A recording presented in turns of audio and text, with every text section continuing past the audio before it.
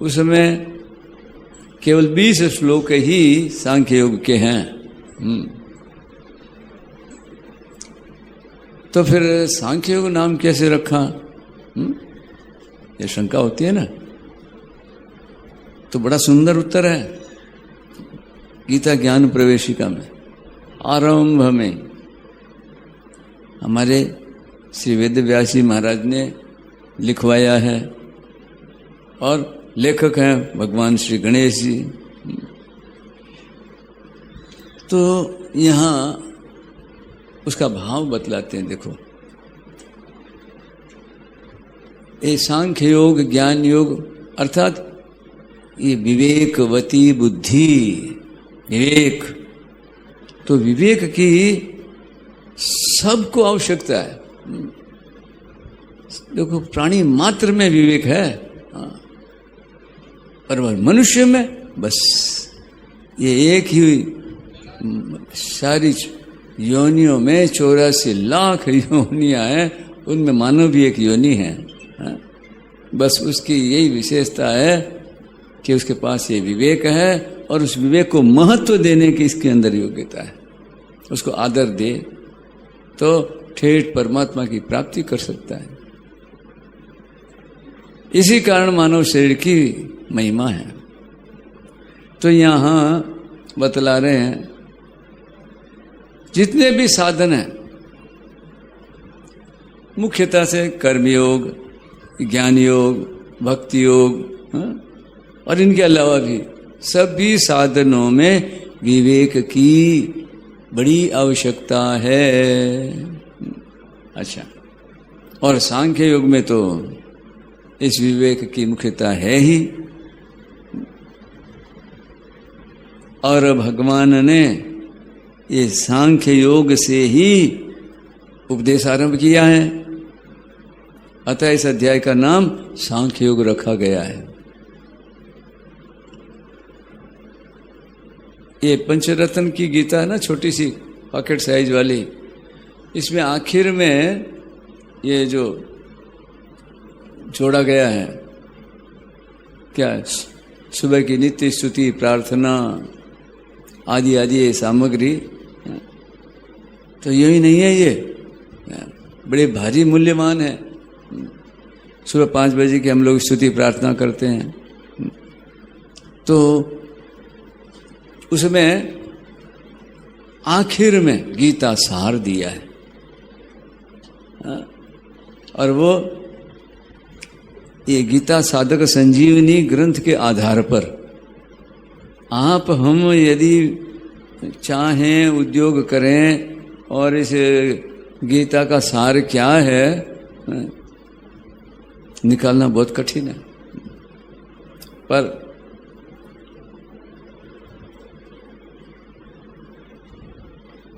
स्वामी जी महाराज ने बस जो इस तरह से वर्णन किया। और गीता दर्पण में पहला ही लेख है गीता के अध्यायों का तात्पर्य, एक एक अध्याय का क्या तात्पर्य है, क्या बात भगवान कह रहे हैं और इसकी शिक्षा क्या है, हमें क्या ग्रहण करना है।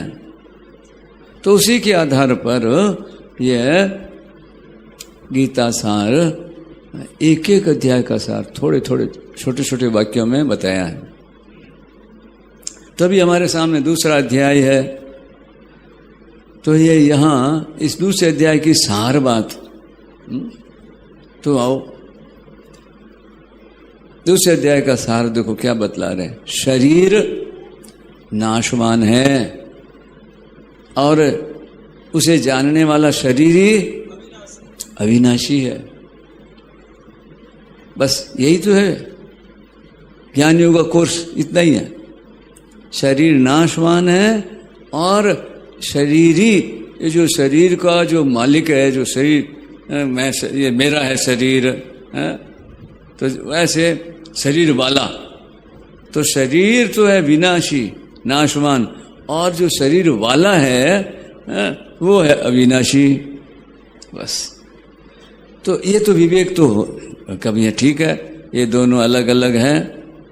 तो बस ये अलग अलग है, इस अलग अलग पने के ज्ञान का नाम है विवेक, विभाग, शरीर और शरीर का विभाग। बस इसको महत्व देना, बस इतना ही काम। ये हो गया सांख्य योग का सार। अच्छा, तो 20 श्लोक दूसरे अध्याय के 11वें से लेकर 30वें श्लोक तक की बात है। और भी आगे वर्णन है, पहले भी 10 श्लोकों में भी वर्णन किया है भगवान और अर्जुन का संवाद संजय पहले बताए हैं, और उसी के आधार पर उपदेश शुरू हुआ है। तो पहले क्या बात आई थी कि अर्जुन की कायरता,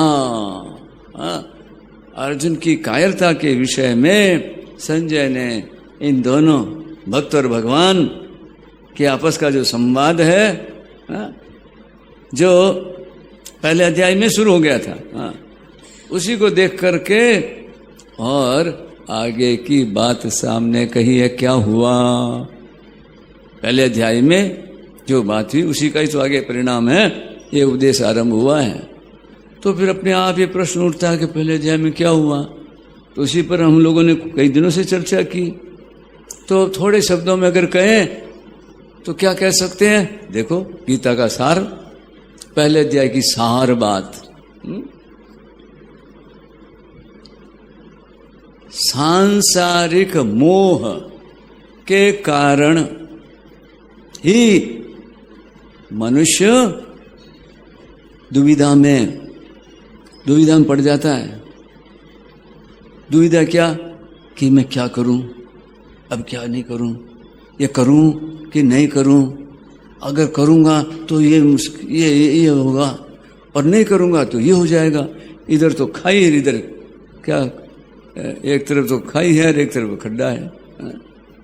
तो बीच में आदमी किंग कर्तव्य विमूढ़ हो जाता है, कर्तव्यच्युत हो जाता है।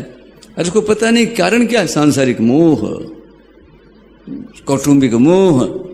पितामह भीष्म और आचार्य द्रोण और सारी मुख्य सबको देखा, राजाओं को और को इधर उधर, और फिर भगवान और बोल दिए कि अपने इन कुरुवंशियों को देख।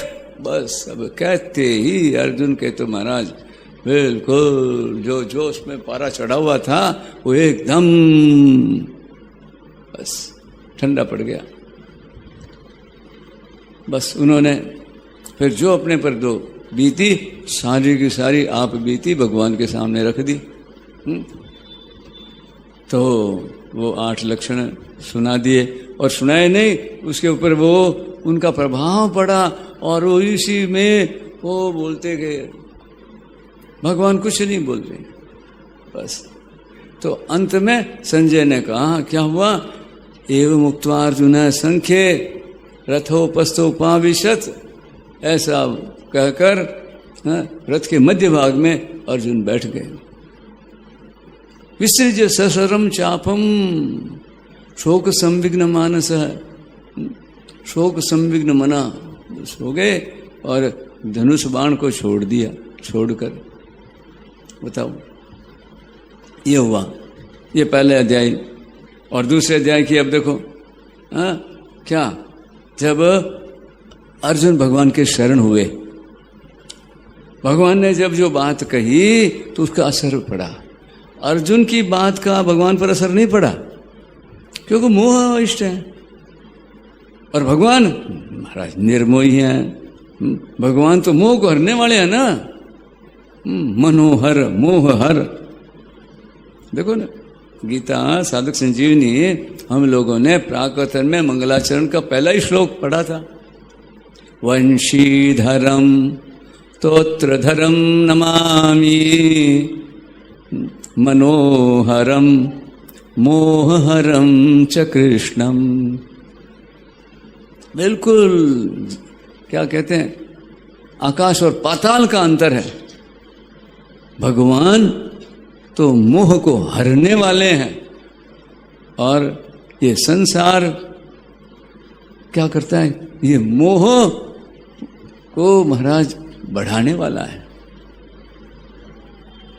तो अब एक उपाय तो बता दिया, ये मोह दूर करने के लिए भगवान ने ये ज्ञानियों का वर्णन किया 20 श्लोकों में। भगवान के अर्जुन शरण हुए।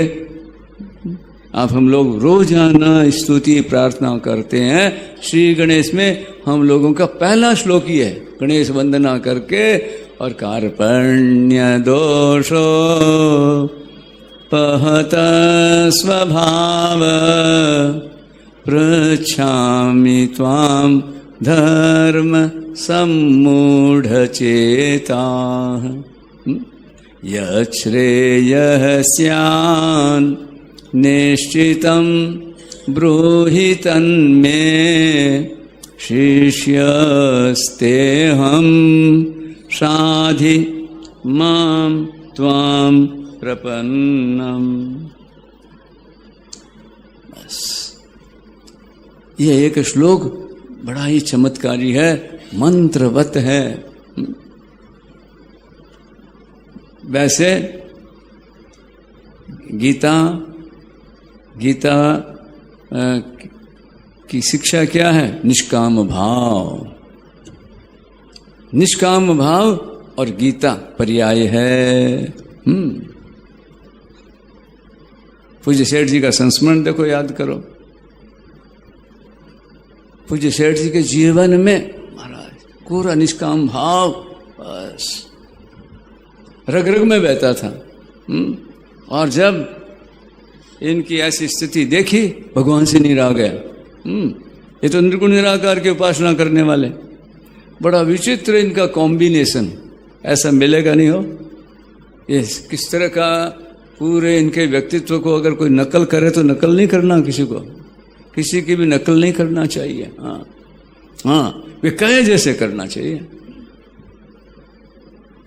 तो सुना भी होगा आप, अपने लोग तो पुराने हैं जो सत्संग सुनने वाले हैं। और पिछले बहुत समय से यहाँ पैड में पूज्य श्री जेठ जी का पैड सुनाते, बातें सुनाते हैं, तो ये बातें खूब आई है।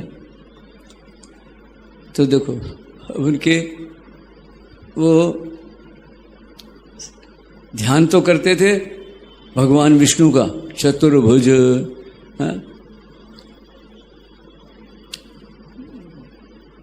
भगवान विष्णु का ध्यान। और साधन क्या करते थे? साधन में क्या था? नाम जप, राम राम राम राम राम राम राम राम राम, भगवान का नाम, राम राम राम राम राम राम राम राम राम। और स्वाध्याय क्या था? गीता। गीता का, कृष्ण का तो उपदेश है, और राम का नाम। और इसी तरह बात है। पूछा कि आप किसको मानते हो? जितने आचार्य हैं इन सब में, तो बोले वेद व्यास जी महाराज। वेद व्यास जी महाराज की जो वाणी है, वेद व्यास जी महाराज समग्र है। सब पुराण, 18 पुराणों में उन्होंने बस जो जो प्रसंग कहा है उससे सिद्ध क्या होता है? बस वो एक, वही परमात्मा, वो एकम सद्विप्रा बहुधा वदंती। और गुरु बोले गुरु कृष्णम वंदे जगत गुरुम। और आदर्श भगवान श्री राम का चरित्र।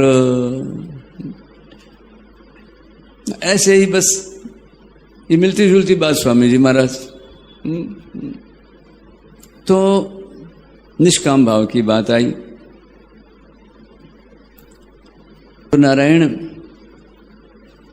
अब पूज्य सेठ जी की ये घटना है।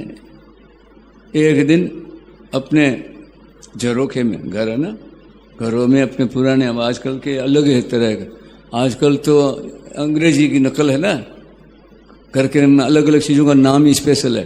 Dining room, drawing room, bed room, क्या क्या रूम है, रूम।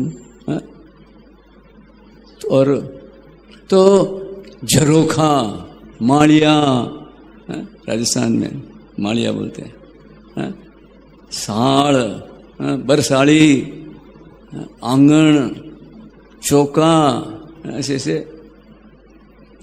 और बाहर होती घर के बाहर चबूतरा।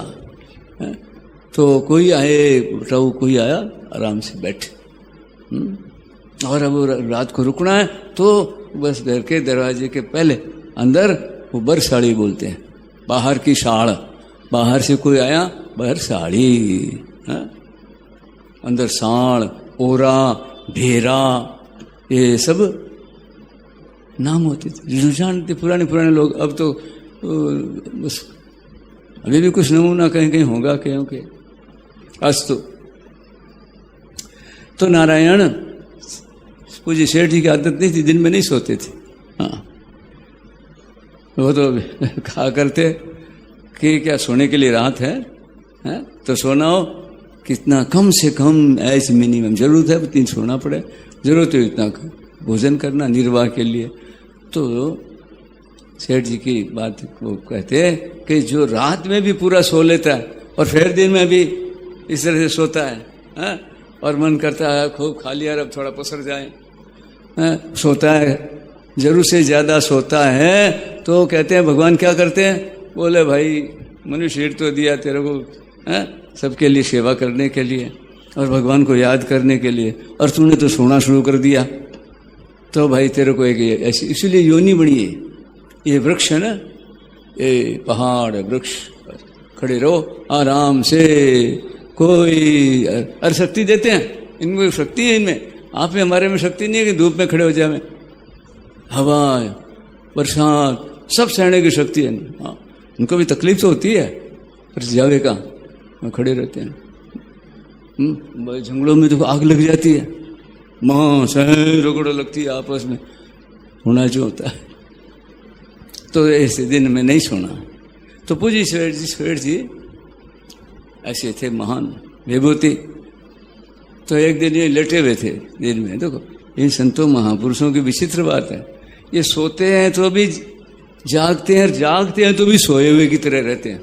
जैसे सामने कुछ हो रहा है तो वो वहाँ जैसे वो नहीं है खुद, और उनके अनुपस्थिति में कुछ हो रहा है तो उनका कोई फर्क नहीं है। वो रहते हुए भी खुली आंखों में अंधे की तरह। जैसे सूरदास के सामने कुछ हो रहा है, कुछ ऐसे विचित्र। हाँ, तो पूज्य सेठ जी लेटे हुए थे भगवान के ध्यान में, ध्यान सहित नाम जप।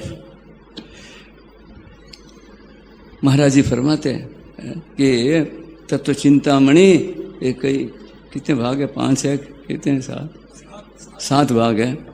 तो बोले मैंने पढ़ा है 3 जगह तो ये कि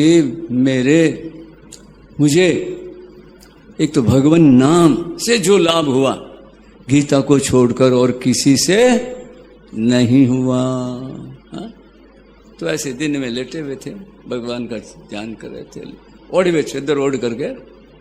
तो क्या अचानक क्या होता है, बस एकदम प्रकाश, और चद्दर में से सोए हुए हैं और एकदम जैसे आसमान से आके सामने भगवान श्रीमन नारायण भगवान जिनका ध्यान करते थे वो साक्षात खड़े हैं, उनका दर्शन हुआ।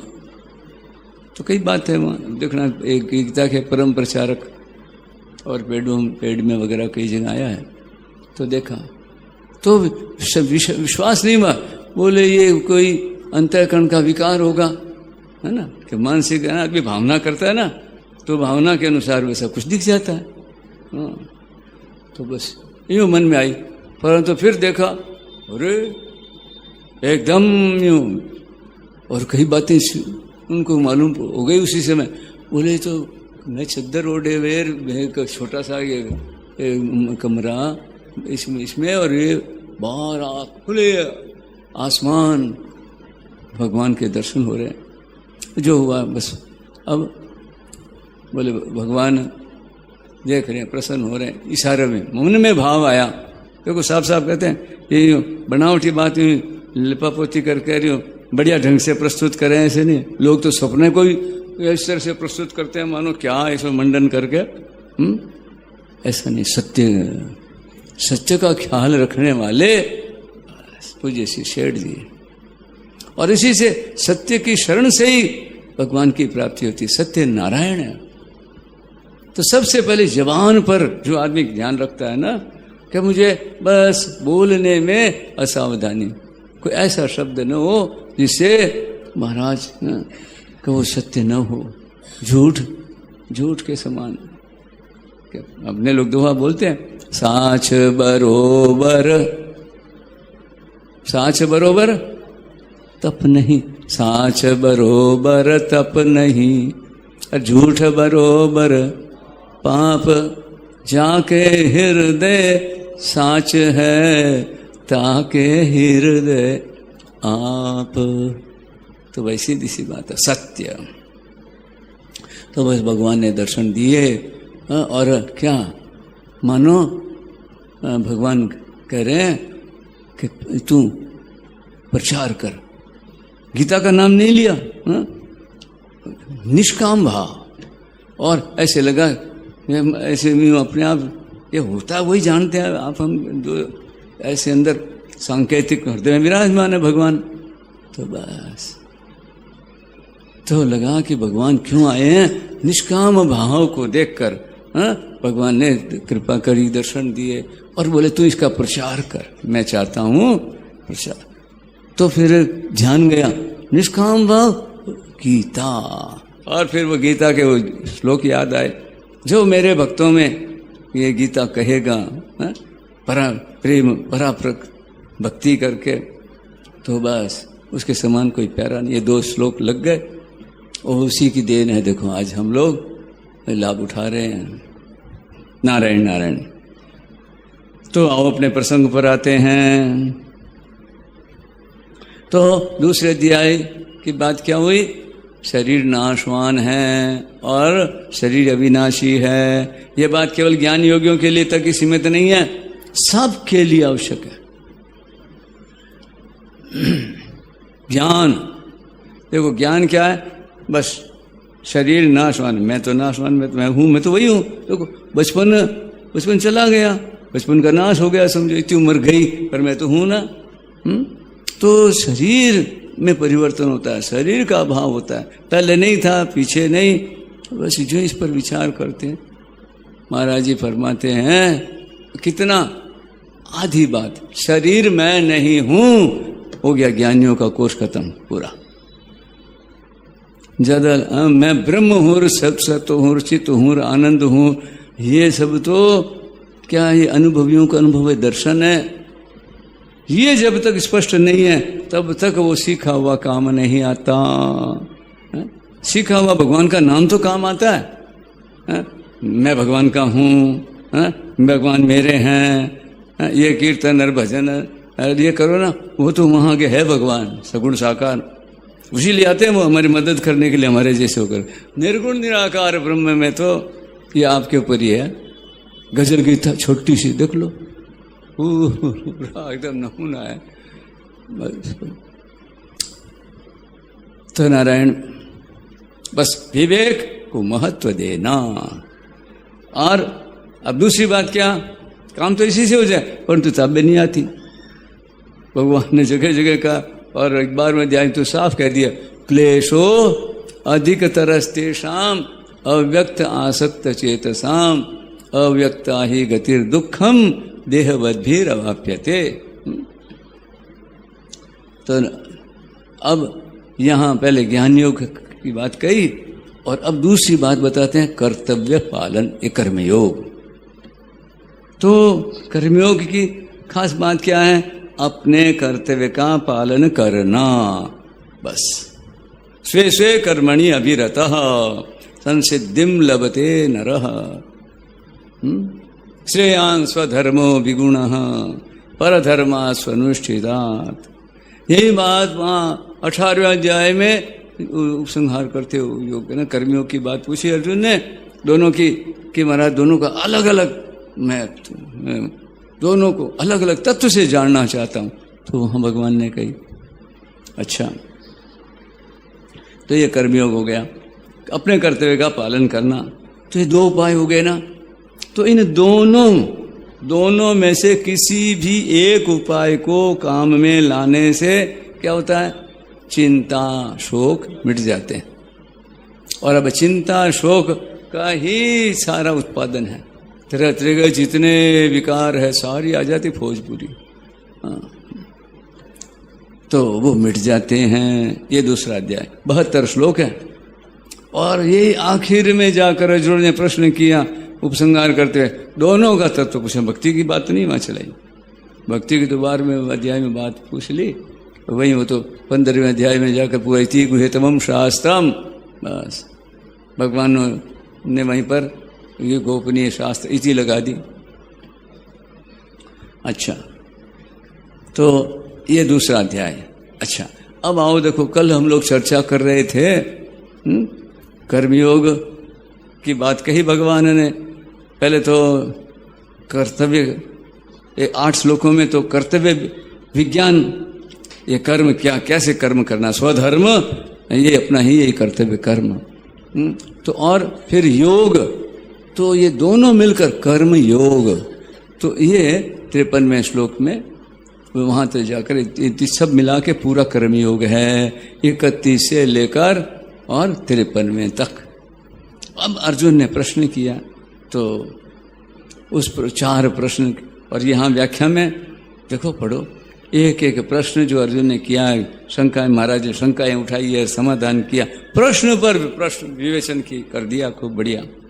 और फिर आगे उत्तर 4 प्रश्नों के 4, अर्जुन तो बिल्कुल सरल प्रश्न करते हैं, और उनके भगवान भावार्थ लेकर इतना बढ़िया ढंग से बता रहे हैं। तो नारायण बाबू, हम लोग आगे बढ़ते हैं। तो अर्जुन ने भगवान से पूछा, हे भगवान, स्थित प्रज्ञस्य का भाषा, स्थित प्रज्ञ के लक्षण, उसके लक्षण क्या हैं, जो स्थित प्रज्ञ है। स्थित प्रज्ञस्य का भाषा, समाधिस्थस्य केशव स्थितधिः किम प्रभाषेत किमासीत व्रजेत किम।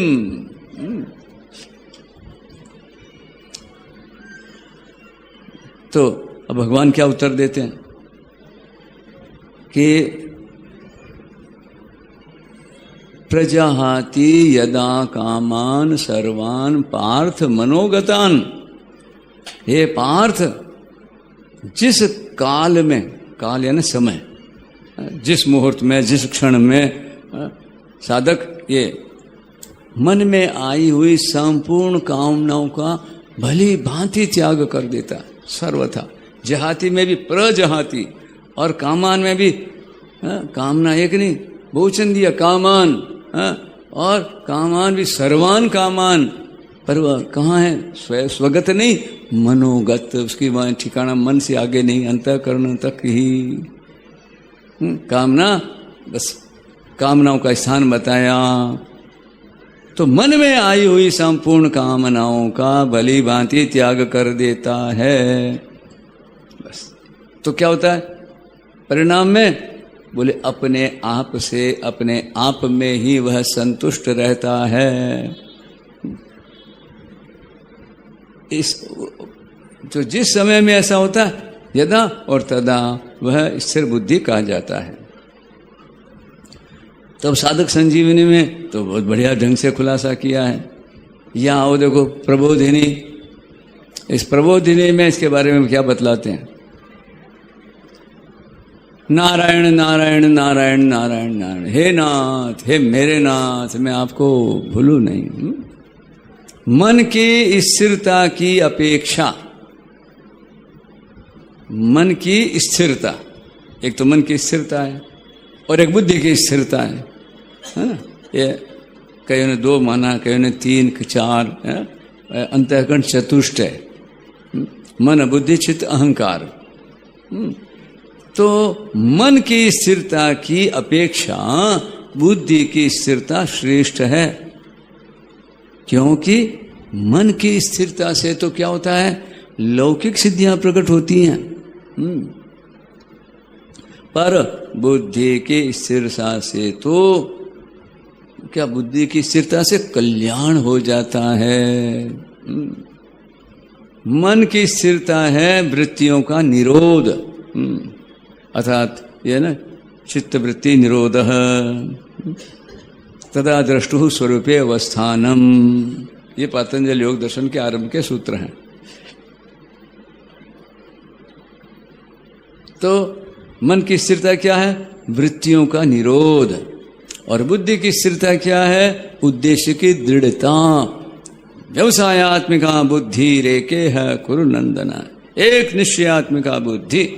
बस क्या मैं तो बस समता हर समय यूं हो चाहे यूं, सुख दुखे समय कृत्वा लाभा लाभो जया जयो ततो युद्धाय युज्यस्व एवं पापम न अवाप्स्यसि। अर्जुन तो कहता है युद्ध करूंगा तो पाप लगेगा, भगवान कहते हैं मैं बताता हूं ऐसे करेगा तो पाप नहीं लगेगा। समय कृत्वा हतो वा प्राप्स्यसि स्वर्गम जित्वा वा भोक्ष्यसे महिम तस्माद् उत्तिष्ठ कौन्तेय युद्धाय कृत निश्चय। जो पहले निश्चय कर लिया बस, यही सबके लिए ये बात है। एक बार जिस चीज को स्वीकार कर ले फिर चाहे कितनी उसमें बाधाएं आए, न गणयति दुखम न च सुखम। कौन? मनस्वी कार्यार्थी गणयति न दुखम न च सुखम। ये मनस्वी की पहचान है। अस्तु। त्याग, देखो त्याग उसी का होता है, किसका? जो वास्तव में सदा ही से त्यक्त अलग है, जो अब अभिन्न है, अब उसका त्याग कैसे करे? अब ऊपर से अलग है, वो अलग से जो थोपा हुआ वो अलग होता है। जो कपड़ा है ऊपर से उसको हम अलग कर सकते हैं कि अलग ही हमने लगाया।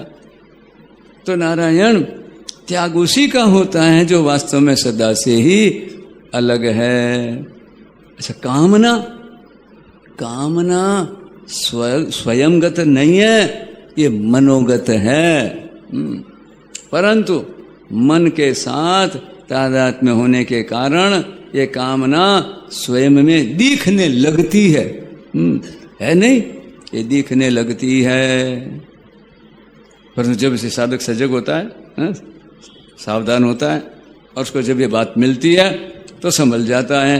कहते हैं जब साधक को स्वयं में संपूर्ण कामनाओं के अभाव का अनुभव हो जाता है, तब उसकी बुद्धि स्वतः स्थिर हो जाती है। तो नारायण अर्जुन ने पूछा पहला प्रश्न कि परमात्मा में स्थित स्थिर बुद्धि वाले के क्या लक्षण होते हैं? मानो समाधिस्थस्य, समाधि सम नाम है, समाधि नाम परमात्मा का, परमात्मा तत्व में स्थित। तो वो जो स्थिर बुद्धि व स्थित प्रज्ञ, उसकी क्या भाषा, यानी उसके क्या लक्षण हैं? अच्छा, तो यह हो गया। अब दूसरा प्रश्न है, वह स्थिर बुद्धि वाला मनुष्य कैसे बोलता है? स्थित ही किम प्रभाषेत। तो इसमें अब आगे 2 श्लोकों में उसका उत्तर देते हैं, कैसे बोलता है, उसका बोलना बड़ा विलक्षण है। और फिर कैसे बैठता है, उसमें कई श्लोक कहे, और कैसे चलता है, बस आगे आखिर में उसके बाद बाकी श्लोकों में उसी का उत्तर दिया। 18 श्लोकों में इन चारों प्रश्नों का उत्तर दे दिया। अच्छा जी, तो नारायण आओ देखो अब दूसरा प्रश्न, वह कैसे बोलता है? तो बोले दुखों की प्राप्ति होने पर जिसके मन में उद्वेग नहीं होता, और सुखों की प्राप्ति होने पर जिसके मन में स्पृहा नहीं होती, ये 2 बात। तथा जो राग भय और क्रोध इनसे सर्वथा रहित हो गया है, वह मननशील मनुष्य स्थिर बुद्धि कहा जाता है। उसको चाहे पता नहीं है, वो ध्यान देवे चाहे न देवे, वो तो अपना बस यही काम करता है, क्या?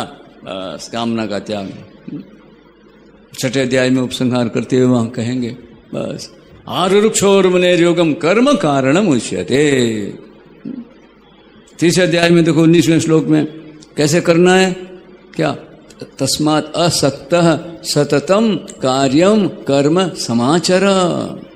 असक्तो ही आचरण कर्म परम आपनोति पुरुष है। बस उसको प्राप्त नहीं करना पड़ता, परम पुरुष को वो प्राप्त हो जाता है। ऐसी विचित्र बात है। तो नारायण यहां बताया, ये सामान्य आदमी के तो क्या होता है, दुख की प्राप्ति होती है, मन उद्विग्न होता है, दुख आते ही और सुख आते ही इस प्रिया और मिले बना रहे, कायम रहे। पर ये जो स्थिर बुद्धि, इसका बोलना, ये जो असर पड़ता है ना, ये मन से अंदर मन का बोलना हुआ, राजी बेराजी। तो मननशील मनुष्य, देखो मुनि शब्द कर्मयोगी के लिए दिया है, स्थित धी मुनि उच्यते। अच्छा, और फिर आगे इसी बात की और पुष्टि करते हैं, सब जगह है आसक्ति रहित हुआ जो मनुष्य उस शुभ अशुभ को प्राप्त करके न तो प्रसन्न होता है और न द्वेष करता है, उसकी बुद्धि स्थिर है। यह सर्वत्र अनभिस्नेह तत् प्राप्य शुभाशुभम। शुभ की प्राप्ति से प्रसन्न होता है आदमी और अशुभ से द्वेष करता है। क्यों? क्यों? अशुभ का नतीजा बंधन, जन्म मरण। तो यहाँ कहते हैं कि शुभ अशुभ को प्राप्त करके न प्रसन्न और न द्वेष करता है, वो उसकी बुद्धि स्थिर है। और ऐसे स्थिर बुद्धि वाली पहचान क्या है? कोई वैसा नहीं होता उसके। तो साधक के लिए तो साधन है और सिद्ध के ये लक्षण हैं। ये गीता की शैली है।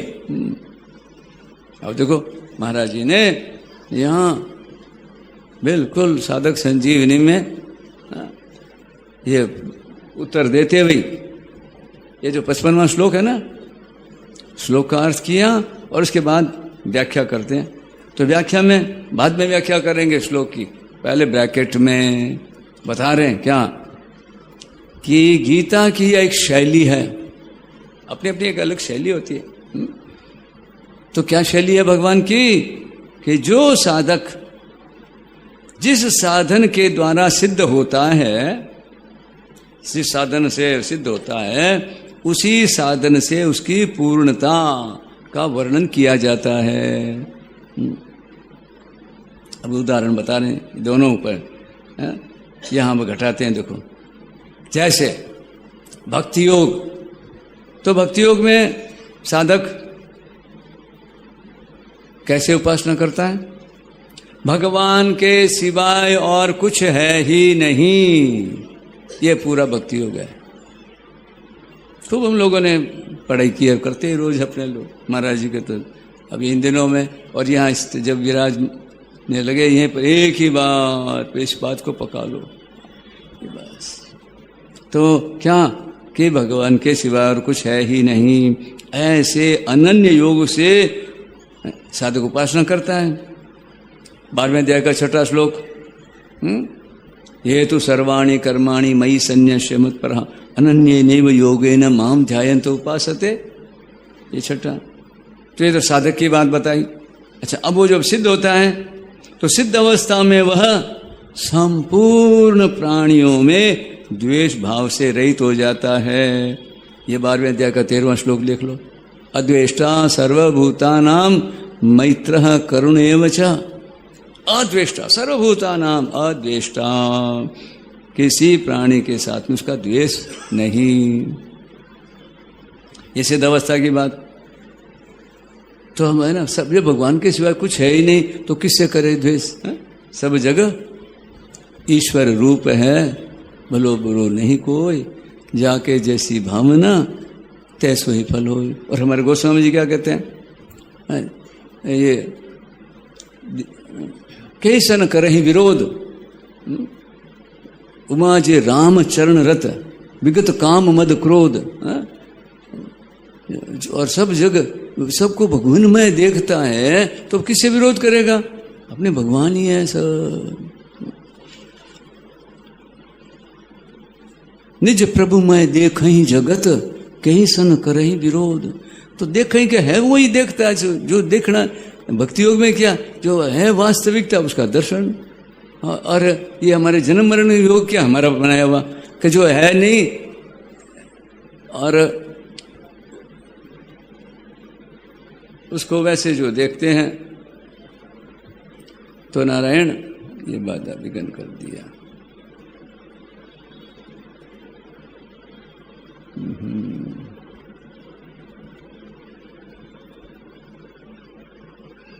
नारायण नारायण नारायण, गोविंद गोपाल की जय। ओहो, ये तो परेशान कर रहे हैं भाई, फोन करते हैं बीच में, डिस्टर्ब कर रहे हैं। बताओ, हमने लगा रखा ब्लूटूथ वो लोगों के लिए, और बीच में ये ऐसे आता है। नारायण नारायण नारायण नारायण। अरे भाई विघ्न मत करो फोन वालों। हाँ, कौन है? केशव जी, अभी बीच में फोन नहीं करना। राम राम राम राम राम राम राम राम राम राम राम राम राम। आओ, तो यहाँ देखो वो प्रभा टूट गया ना। कहाँ बात चल रही थी?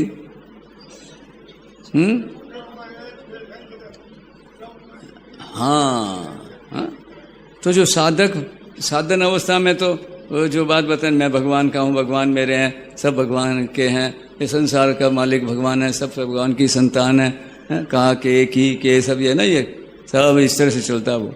हाँ, और बाद में आखिर में बस क्या कि अकेले भगवान के सिवाय कुछ नहीं, कोई था नहीं, है नहीं, कोई है नहीं, बोलने वाला सुनने। ये तब होता है जब स्वयं बिल्कुल नहीं रहता, और उसके बाद जो आवाज़ है वो भगवान की आवाज़ है। क्या? बस अहम, मेरे सिवाय कुछ नहीं है, अहम एव आसम एव अग्रे, नान्यद्यत् सदस परम पश्चाद हम यद एतच्च यो वशिष्येत सोष्म्यम। जगह जगह भागवत भरी पड़ी है इसी बात से। हाँ, जगह जगह सभी में यही जैसे ना आपकी मिठाइयों में घी और चीनी का करामात है, इस तरह से केवल यही बात है। और यही बात हमको आरंभ में मिल जाए और आरंभ में हम पकड़ लें, इसमें कोई साधना नहीं है। ये मन से तन से जोर लगाने की बात ही नहीं। क्या जोर लगा हुआ? अब है, अब जोर लगाना है। यहाँ तो बैठे हम, दिन है, पंडाल है बस। तो ये एक तो ये तो हुई भक्तियों की बात, उदाहरण दिया। अब आओ ज्ञानियों की बात पर।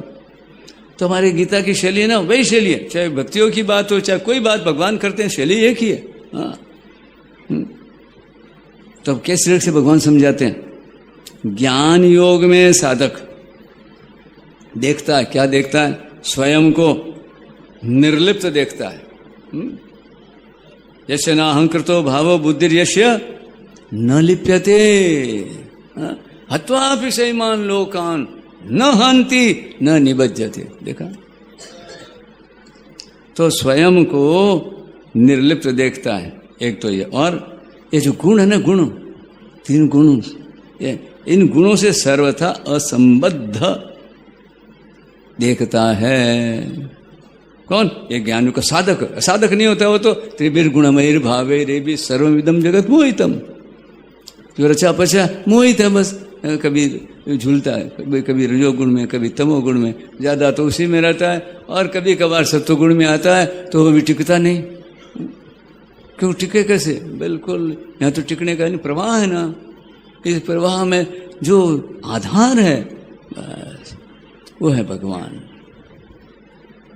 तो ज्ञान योग में इस तरह से देखता है साधक। ये साधन अवस्था में सावधान होता है, करता है ध्यान बार बार, और फिर सिद्ध होने पर ओहो, फिर सिद्ध अवस्था में वह संपूर्ण गुणों से सर्वथा अतीत हो जाता है। हाँ, ये ज्ञानियों की बात कही। ये पक्षी उड़ते हैं ना, और जितने ज़्यादा ऊपर ऊंचाई पर जाते हैं, वो जैसे हम लोग धरती के ना, हमको खड़े रहने में, चलने में तो सावधानी रखनी पड़ती है। और हमारा लेट गए, हम जो धरती वाले हैं ना, सबके लिए इनकी सबसे ज़्यादा आराम किस में? बस लेट जाना। तो जैसे हम धरती के ऊपर लेटते हैं, ऐसे आकाश वाले आकाश में वो हवा, वो आकाश, खुले आकाश में लेटते हैं। उनको हवा की, हमको क्या दिखता है? हवा, हवा में नहीं, वो आकाश तत्व प्रधान है, वो उसमें एकदम तैरते हैं ऊपर मस्त। ऐसे जल वाले, जल में एकदम बीच में, नीचे कहीं पर भी, बस जैसे हम लोग कहीं यहाँ ऊपर पाटा पर, नीचे पर बड़ा आराम मिलता है। तो नारायण यहाँ कहते हैं, ये ज्ञान योगी की बात बता दी, सिद्ध अवस्था की।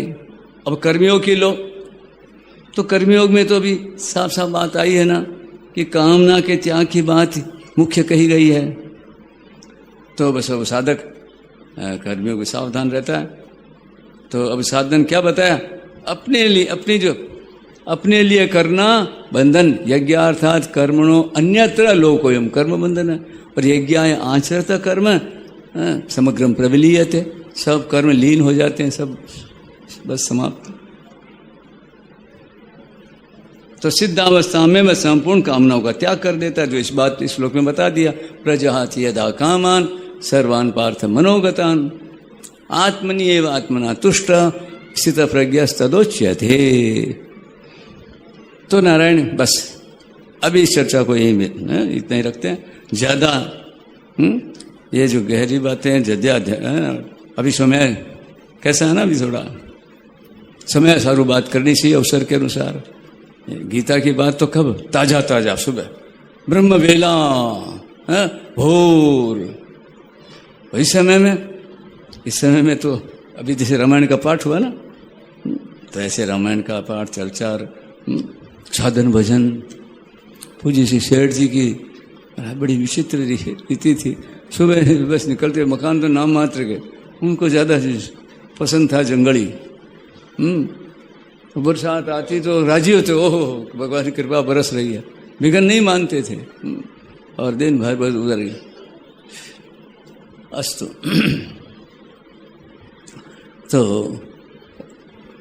अब आओ देखो, अब अपनी थोड़ी बात बदलते हैं।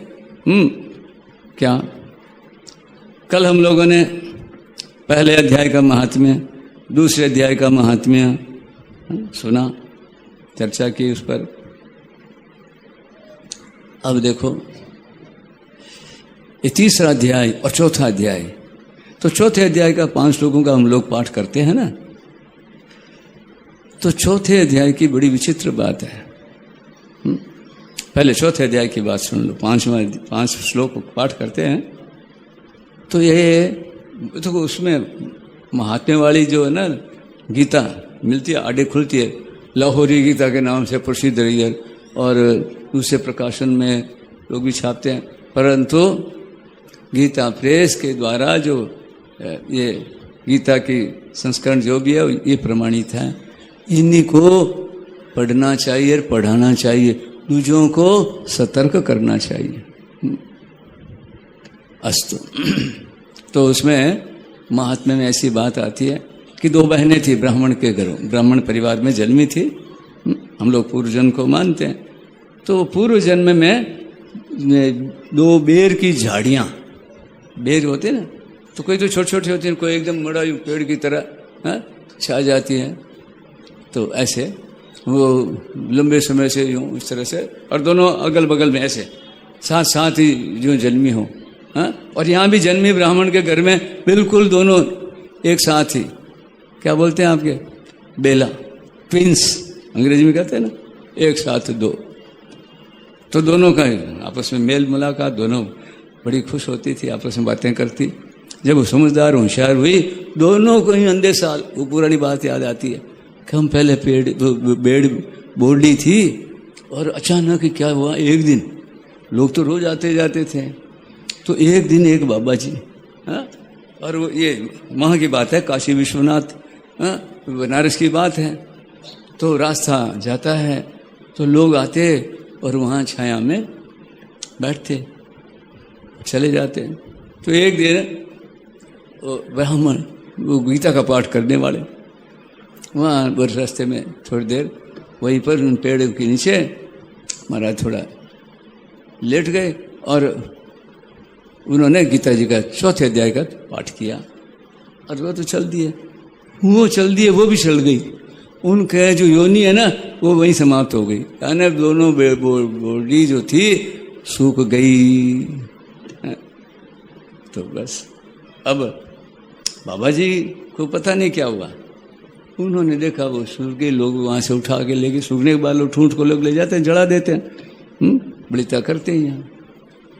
तो अब समय पा करके वो लड़की दोनों बहनें बड़ी हुई, बाबा जी वो याद करती हैं कि को एक ऐसे उनको ऐसे स्वप्न में ऐसे अंदेशा होता है कि बाबा जी एक आए और उससे हमको ये शरीर मिला। तो एक दिन देखा और दोनों ने अरे यही महाराज है, बस महाराज से चरणों में गिरी और बताई सारी बात। तो महाराज जी कहा अरे भाई बात तो आजकल तो वो नहीं है, तो वो हम ही थी, वो बोर्डियाँ वो हम ही। तो महाराज जी आप बताओ आपने क्या किया, आपने ऐसा क्या मंत्र जाप किया और क्या टोटका किया, आप सिद्ध हो, आपने हमारा, आपके कृपा से हमारा उद्धार हो गया। और हम ब्राह्मणों के घर में जन्म होना मामूली बात नहीं है। तो बाबा जी हंस के बोले भाई मैं तो गीता का पाठ करता हूँ, काशी विश्वनाथ बाबा के यहाँ, भोलेनाथ के यहाँ पढ़ा रहता हूँ, बस साधु ब्राह्मण बस, इसलिए इनका जो ये तो भगवान के भरोसे रहते हैं मस्त। तो चौथा अध्याय में ज़्यादा मैं उसका पाठ करता हूँ, वही पाठ किया मैंने वहाँ। तो अच्छा महाराज आप कृपा करो हमको भी गीता सिखा दो। बस उन्होंने उनको गीता पढ़ना सिखा दिया। जो कोई गीता ना कि दूसरे के सीखने की जरूरत, अंदर वो बैठा जो गीता का गायक खुद, कृष्णम वंदे जगत गुरुम, ये तो एक बहाना है, ये सीखना और सिखाना उन सब के लिए एक माध्यम है, उनके लाभ के लिए। बाकी तो सीखता सिखाता उनकी कृपा से, निमित्त मात्रम, दोनों का जीवन समय सफल सार्थक होता है। कभी अभिमान नहीं करना सिखाने वालों को, हम कुछ कर रहे हैं, हम दे रहे हैं, और सीख करके भी नहीं अपनी हकड़ी जो हम, मैं इतना गीता जानता हूँ, मैं सीख गया, बाधा लगती है। माता सरस्वती और भगवान श्री कृष्ण, बस उनको याद करके और गीता बस पढ़नी चाहिए। नारायण नारायण नारायण नारायण। आओ अब भगवान नाम, थोड़ा भगवान नाम कीर्तन कर ले। मैं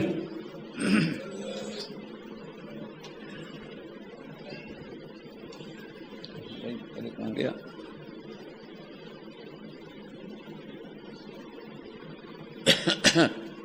तो थोड़ी सी देर एकदम शांत, अभी जो है ना सुना ना, थोड़े अंदर बात बैठ जाए।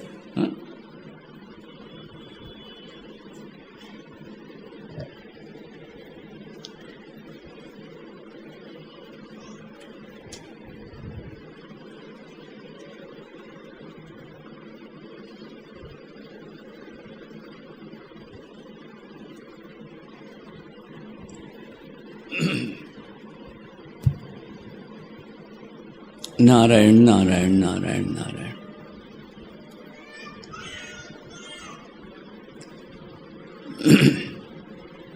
प्रभु घन सत्य चेतन आत्मा, आनंद घन आनंद घन, प्रभु सत्य चेतन आत्मा, आनंद घन आनंद घन, प्रभु सत्य चेतन आत्मा, आनंद घन आनंद घन, प्रभु सत्य चेतन आत्मा, आनंद घन आनंद घन, प्रभु सत्य चेतन आत्मा, आनंद घन आनंद घन, आनंद घन आनंद घन, आनंद घन